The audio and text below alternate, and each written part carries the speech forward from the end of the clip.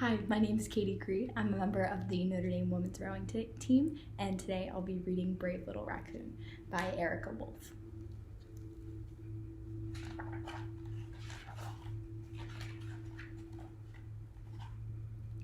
Fall had arrived, and Little Raccoon left her den to chase the leaves that danced in the wind. She heard a chatter, and knew that her mother had followed her.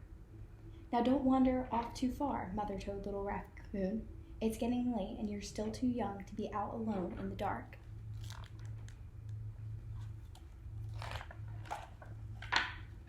Little Raccoon followed a bright yellow leaf on its long journey past the meadow and through the forest until it landed softly in a stream. She was having such a good time that she forgot what her mother had told her.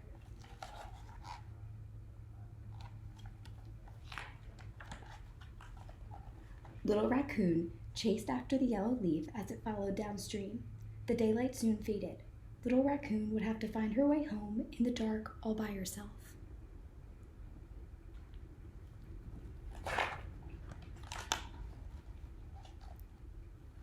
As the sounds of the night began to emerge, the familiar forest became strange and scary. Little Raccoon felt very little. Still, she worked up enough courage to begin her walk toward home. Before she got far, there was a loud snap, snap in the distance. Little Raccoon scurried along.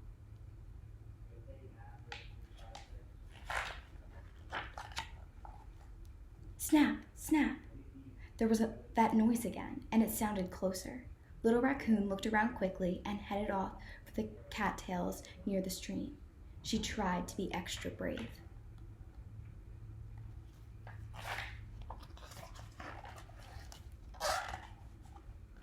But when Little Raccoon poked her head into the cattails, she found a great big bullfrog sitting among them. The bullfrog let out a loud croak.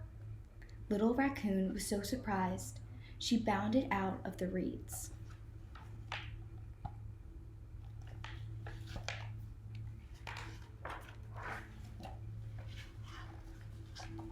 Snap, snap, rustle, rustle.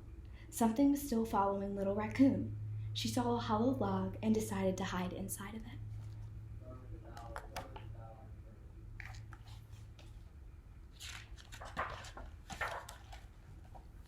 When Little Raccoon crawled into the log, she discovered a family of possums. There wasn't much room left for her, so she continued on her way.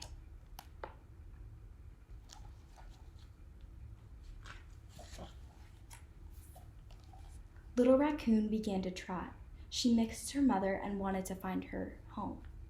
Snap, snap, rustle, rustle. Whatever was following Little Raccoon was getting close. She quickly climbed up the nearest tree.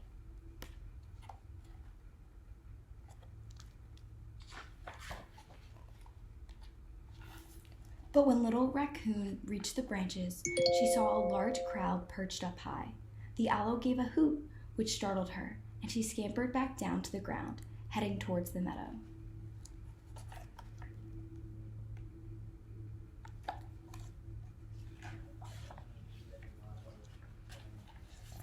By now, she was running as fast as her legs would take her. Rustle, rustle. The sound was right behind Little Raccoon. She needed a place to hide, and quick.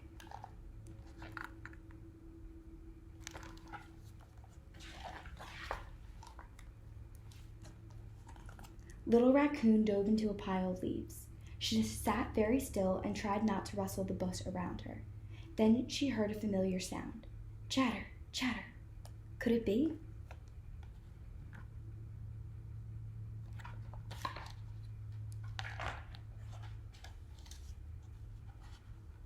Yes, it was her mother. She'd been following Little Raccoon's tracks all night long. "I'm so glad you are safe, Little Raccoon. You were very brave, but please don't wander off on your own again."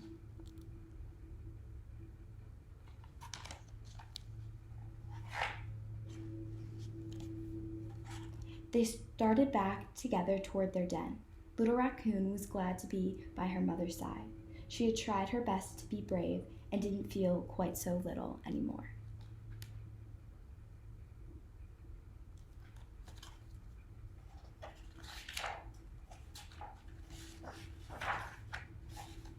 Now, whenever little Raccoon sees a bright yellow leaf dancing in the wind, she still chases it, but not too far from home.